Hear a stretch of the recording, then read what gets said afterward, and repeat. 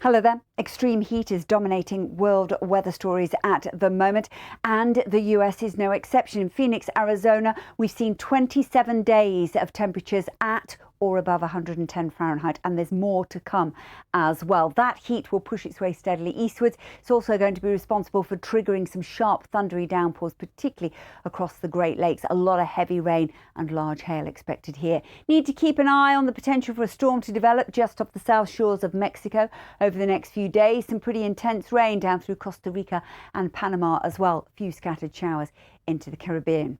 Now across southern Chile and Argentina, very wet and very windy over the next few days to come. Some wild weather here. Ahead of it, we're going to see slightly above average temperatures with that warmer air flooding in.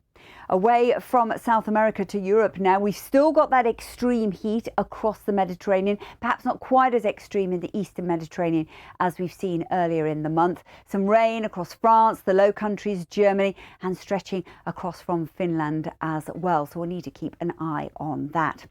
Over into Africa, we've got some contrasting weather conditions at the moment. Very wet and very windy across South Africa. Weather warnings remain in force. Got some heavy rain through the West Africa coastline and still that extreme heat, which is building once again, particularly across Morocco, and that will gradually impact across Iberia as we move into next week. Over to the Middle East, it's largely fine and quiet. Yes, it's hot, but as to be expected at this time of year, with temperatures in the mid-40s. For the monsoon rains at the moment in India, the heaviest of which are likely to be across central and northeastern states, along with Bangladesh and Myanmar over the next few days to come.